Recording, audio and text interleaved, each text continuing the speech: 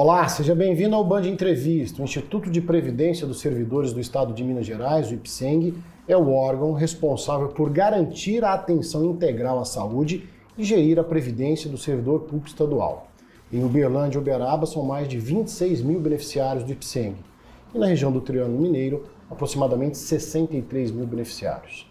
Para garantir a sustentabilidade financeira do Instituto e ampliar os serviços de saúde, um projeto de lei está em discussão na Assembleia Legislativa. Para compreender esse projeto e quais as mudanças estão sendo propostas, o Band Entrevista de hoje recebe o presidente do IPSENG, André dos Anjos. Presidente, obrigado pela sua presença aqui no nosso Band Entrevista. Eu que agradeço o convite e estou à disposição para ajudar nessa discussão. Tenho certeza que vai ser muito esclarecedor, né, presidente? Mas para a gente falar de previdência, de assistência médica, a gente precisa entender o quanto que a expectativa de vida do brasileiro, né, que tem aumentado, impacta aí no Instituto de Previdência, nos institutos de previdência Brasil afora.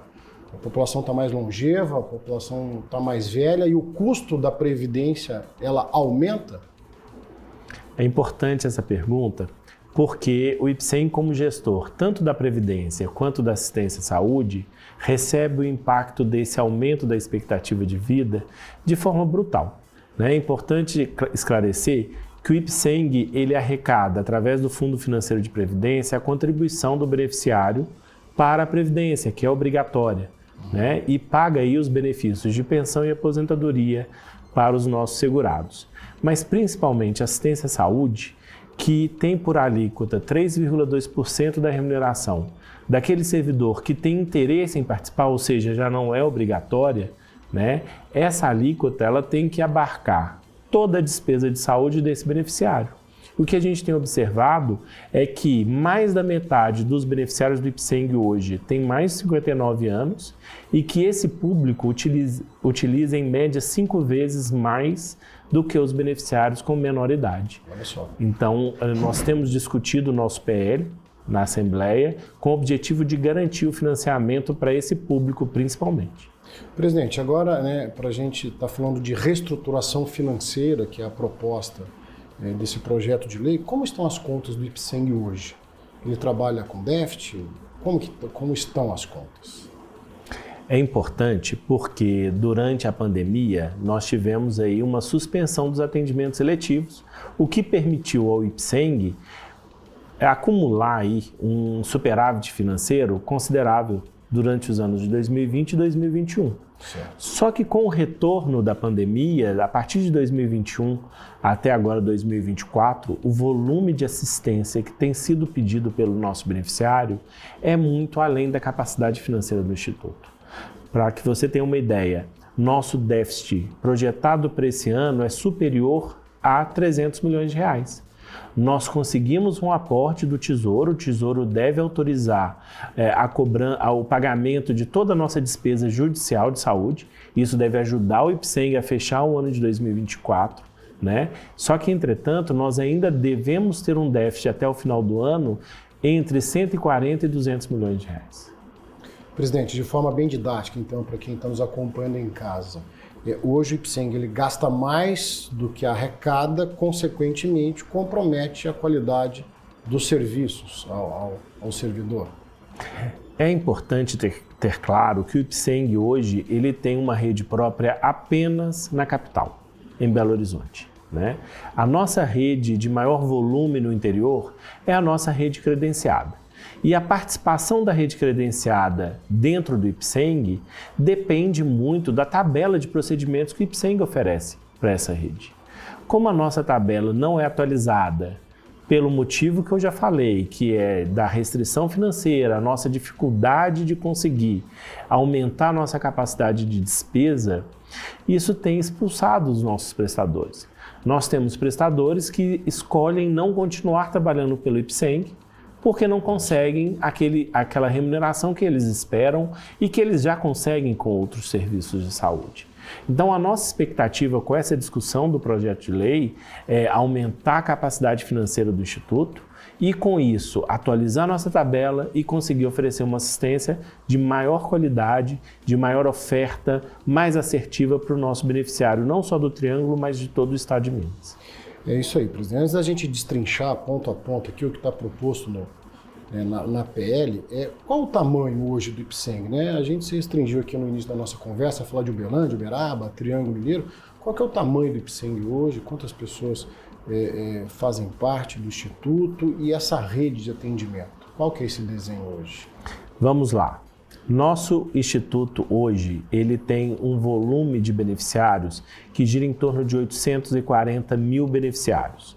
Durante um ano, por exemplo, 2023, entre entradas e saídas, nós tivemos um fluxo de 880 mil beneficiários, né, durante o ano de 2023.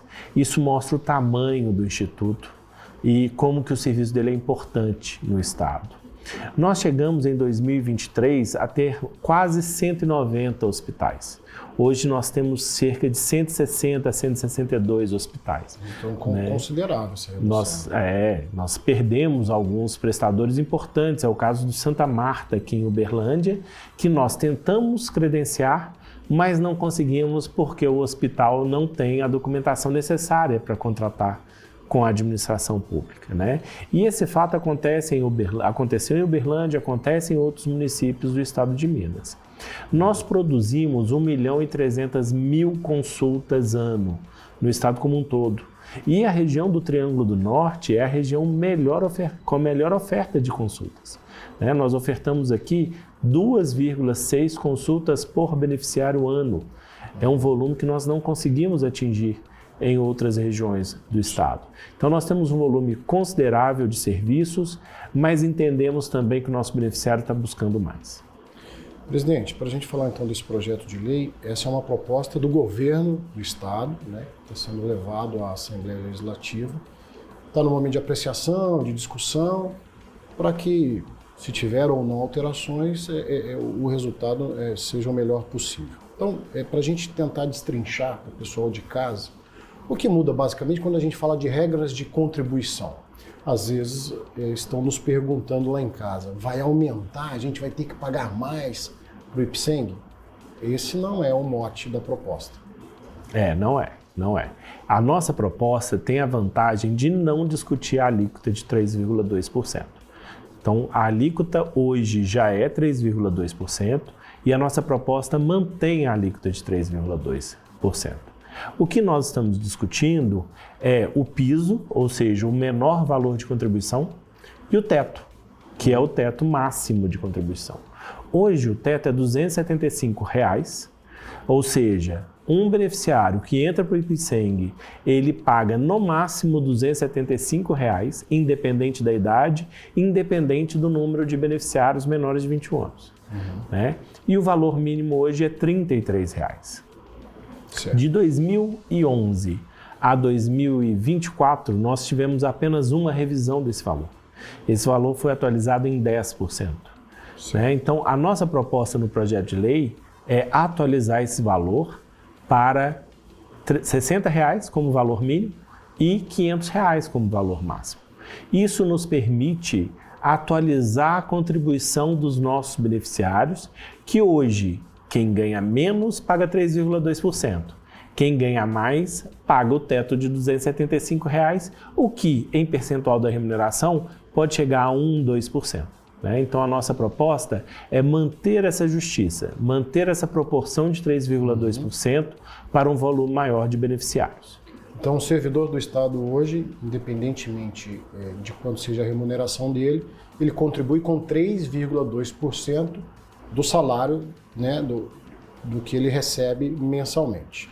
Agora, nunca menos que R$ 33, que é o piso, e nunca superior a R$ 275,15. Exato. A proposta é justamente ampliar essa janela. Exato, é esse assim, o ponto. Esse teto para que você tenha um equilíbrio, uma proporcionalidade que hoje não existe. É isso. Trocando em miúdos. É isso, é exatamente isso. E naquele ponto que você colocou, quem hoje já paga menos que R$ 275, no projeto de lei não vai ter alteração.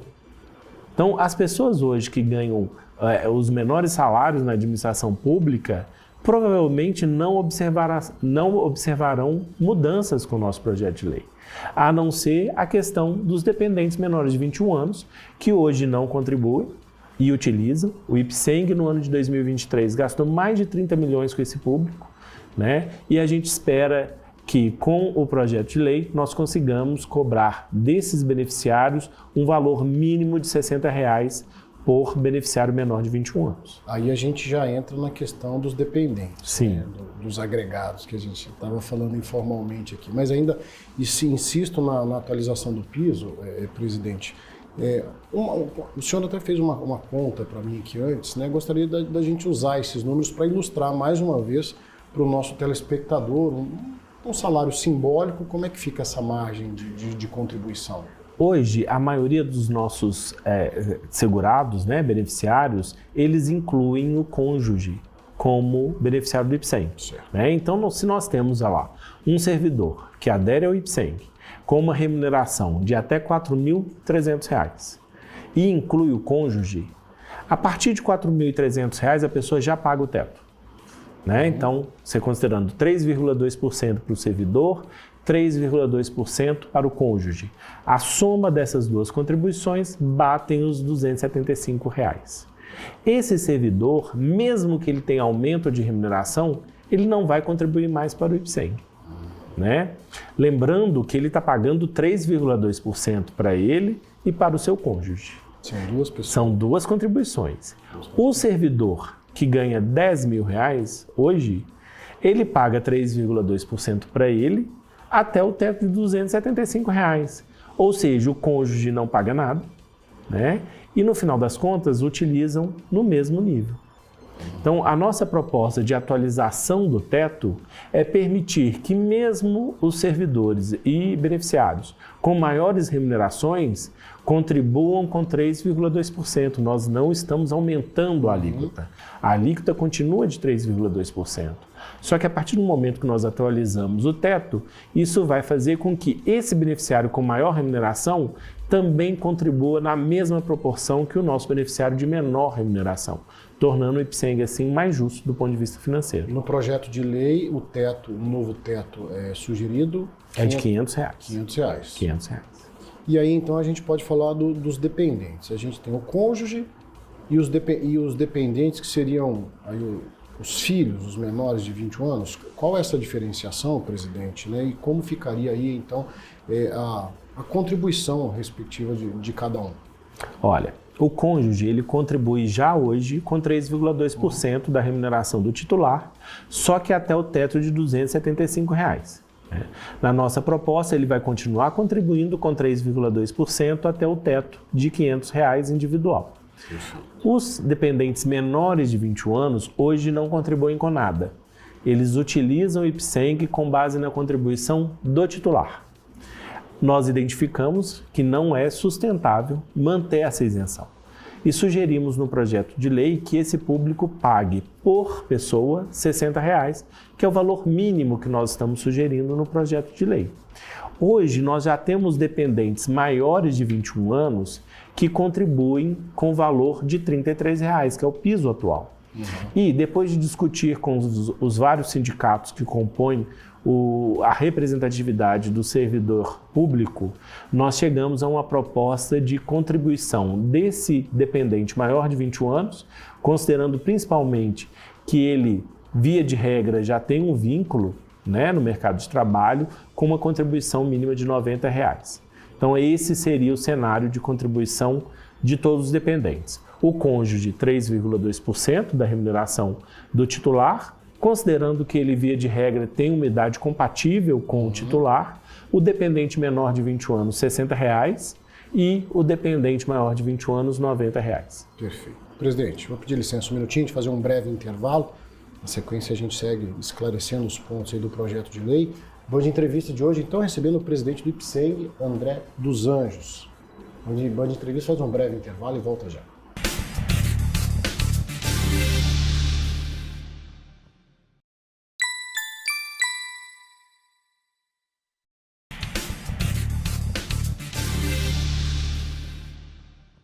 Band Entrevista de volta, hoje recebendo o presidente do IPSENG, André dos Anjos. Presidente, mais uma vez, obrigado pela sua presença aqui no nosso Band Entrevista. Eu que agradeço. Presidente, alíquota adicional, os beneficiários aí com mais de 59 anos, né? São a maior parte dos beneficiários do IPSENG hoje e, de modo geral, demandam cerca de 3 vezes mais assistência de saúde, igual o presidente citou no início da nossa conversa. Qual que é a proposta prevista aí no projeto de lei, então, para esse caso específico? A nossa proposta foi construída com base numa necessidade imperativa para o IPSENG, né? Como você disse, nós estamos discutindo, a grande maioria dos beneficiários do IPSENG hoje já tem idades superiores a 50, 59 anos. Isso gera uma busca por assistência num volume muito maior do que aqueles planos, aqueles serviços de assistência à saúde com menor idade. Nós procuramos criar uma opção de financiamento que garantisse a assistência desse público. Nós temos observado, e eu desde que voltei para o IPSENG agora em junho de 2023, várias reclamações de beneficiários que precisam eventualmente contratar serviços particulares, gastar com consultas particulares para garantir um acompanhamento da sua assistência à saúde. Então, pensando nisso, nós propusemos uma alíquota adicional para garantir que tem uma proporcionalidade, uma garantia financeira para financiar a assistência desse público que utiliza mais assistência à saúde. E utiliza mais não porque eles querem, não é uma opção, é uma necessidade. E para garantir essa disponibilidade financeira para arcar com esses serviços, não são serviços baratos, né? São serviços caros que exigem um financiamento constante, nós propusemos essa alíquota adicional de 1,2% da remuneração. Lembrando que, com essa alíquota adicional, uma pessoa que ganha R$2.000, ela vai pagar mais R$24 por mês. Né? Uma pessoa que ganha R$3.000 vai pagar mais R$36 por mês. Né? E nós entendemos que é um volume que eventualmente pode pesar, eu sei, no bolso do nosso beneficiário, mas que vai ser utilizado para garantir uma assistência de qualidade, com certeza. O que precisa ser entendido, né, presidente, me corrija se eu estiver errado, é que toda essa reformulação, né, essa reestruturação financeira é justamente para reverter o quadro que o próprio presidente trouxe para a gente, que o tamanho hoje dessa rede de assistência, que ela vem encolhendo ano a ano. E aí, diante de um atendimento de maior complexidade, né, pegando justamente os pacientes, o servidor com mais de 60 anos de idade, ele não ficar falando sozinho. Ele precisa ter essa rede e se isso não for feito agora, amanhã talvez seja tarde demais. Essa é a nossa maior preocupação. Eu, por exemplo, eu nasci no IPSENG, eu utilizo o IPSENG desde quando eu nasci, né? Meu pai é aposentado, servidor aposentado do IPSENG, e eu acompanhei toda a história dos últimos 45 anos do Instituto. Inclusive da época que o IPSENG ainda era obrigatório, que o servidor, ele, ao tomar posse no Estado, ele tinha a obrigação de contribuir para a saúde do IPSENG. Isso gerava uma capacidade financeira que hoje nós não temos. Né? Hoje o IPSENG já não é obrigatório, hoje quem participa do IPSENG participa por opção, e nós vemos como que o beneficiário do IPSENG é apaixonado por esse serviço, defende, e nós estamos aqui também para fazer essa defesa. Nós estamos aqui para oferecer opções para garantir que o beneficiário, que hoje se considera dono do IPSENG, assuma essa posição de dono. Né? E para isso nós precisamos garantir o financiamento desse serviço, porque senão nós vamos continuar expulsando beneficiários porque eles não conseguem a assistência que eles procuram e eles precisam. Presidente, agora, qual é o rol de cobertura? Isso também está previsto no projeto de lei, né? O que se estabelece a partir, então, com essa reestruturação? O IPSENG ele já tem um rol de cobertura estabelecido na sua tabela de procedimentos. Cada procedimento tem um valor, né? E essa tabela é utilizada como parâmetro para a cobertura no estado como um todo. Só que nós temos observado que alguns beneficiários criaram com o tempo uma expectativa de cobertura integral. Eles criaram a expectativa de, a partir da sua necessidade individual, cobrar do IPSENG essa assistência. E quando o IPSENG não oferece, eles judicializam, e o Poder Judiciário frequentemente tem utilizado como argumento que o IPSENG, a não definir em lei esse rol de cobertura, ele fica sujeito a esse tipo de cobrança. Só em 2023, nós, infelizmente, tivemos mais de 400 beneficiários que, ao judicializar, ganharam, utilizando esse argumento, e nós gastamos o volume de 56 milhões de reais, garantindo assistência cobrada judicialmente desses beneficiários. E nós entendemos que nós precisamos pactuar entre os beneficiários, os gestores e o Estado, qual que é o rol de cobertura que é possível oferecer com a arrecadação do IPSENG. O IPSENG não tem condições, por exemplo, de garantir assistência domiciliar para alguns beneficiários, sendo que alguns outros beneficiários procuram pronto-socorro e não conseguem ser atendidos. 56 milhões de reais é um volume de recurso suficiente para quase que dobrar o volume de consultas ofertadas pelo IPSENG. E nós não conseguimos fazer isso porque alguns poucos beneficiários criam essa expectativa de cobertura integral. Então, uma estratégia que nós adotamos é definir em lei qual que é o rol de procedimentos. Esse rol não vai ser definido nem pelo presidente, nem pela equipe técnica, vai ser definido pelo Conselho Deliberativo no Instituto. É um conselho formado por representantes dos servidores, representantes da gestão do IPSENG, representantes da gestão do Estado, e a partir dessa pactuação nós entendemos que vai ser muito mais fácil e eficiente aplicar os recursos da assistência à saúde. Presidente, agora o servidor, o beneficiário que está nos acompanhando, e porventura fica curioso, eu gostaria de saber como é que vai ficar a minha situação uma vez aprovado esse projeto de lei. Existe algum mecanismo, alguma ferramenta que ele possa simular como que vai ficar a contribuição dele? Nós criamos no nosso site, no site do IPSENG, ipseng.mg.gov.br, uma área que foi lançada na última sexta-feira com todas as informações sobre o projeto de lei. Então é possível entrar no link da Assembleia Legislativa, verificar o andamento do projeto de lei, se manifestar em relação ao projeto de lei, tirar dúvidas, fazer propostas, acompanhar as notícias do nosso projeto de lei e, principalmente, nós criamos uma calculadora que permite ao nosso beneficiário calcular não só o valor que ele contribuiu hoje e conhecer as regras com detalhe, quanto entender qual que é o impacto dessas mudanças na contribuição desses beneficiários. Presidente, agora o senhor está percorrendo todo o estado de Minas Gerais justamente para trazer essas informações, tentar explicar, destrinchar, fazer um entendimento desse projeto de lei. Como é que o senhor tem percebido como é que o senhor está sendo acolhido, como que as propostas estão sendo recebidas, então por onde o senhor tem andado em toda Minas Gerais? Nós temos percebido que ainda existe muita desinformação. Infelizmente, algumas comunicações não foram feitas da forma mais clara, Alguns interesses não são coerentes com o que a gente está divulgando. Então, o objetivo dessas viagens é sensibilizar o nosso beneficiário para o que nós realmente estamos propondo. Então, uma coisa que nós percebemos logo que nós lançamos o projeto de lei, essa confusão entre o aumento do teto e o aumento do valor pago. Não existe uma linearidade. A pessoa que hoje paga menos de R$ 275, mesmo com o aumento do teto, ela não vai pagar mais. E nós temos percebido que à medida que nós explicamos esses detalhes do projeto, as pessoas são muito mais sensíveis à nossa contribuição e pessoas que antes, às vezes, se posicionavam de forma negativa, ao entender a nossa proposta, apoiam e defendem o que nós estamos discutindo. Agora, e esse convencimento lá na Assembleia Legislativa?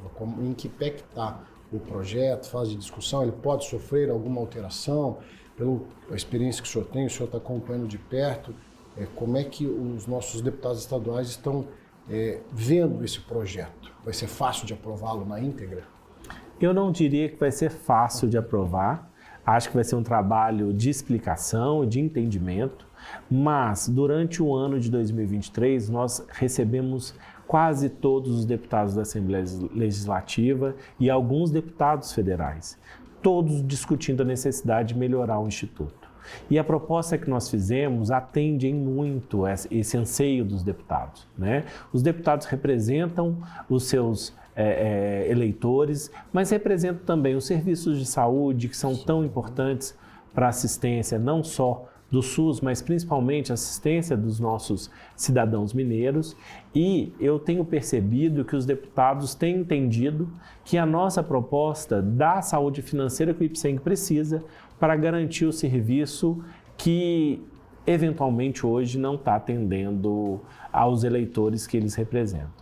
Questão de prazo, presidente. Em quanto tempo deve ser apreciado, votado e aprovado? Ela entra em vigor quando? Nós temos 3 comissões que irão avaliar o nosso projeto de lei, né? A Comissão de Constituição e Justiça, a Comissão de Administração Pública e a Comissão de Fiscalização Financeira e Orçamentária. Essas comissões não têm um prazo fechado para avaliação. Então, elas podem avaliar o projeto de lei em 1 mês, como podem aí gastar um tempo maior.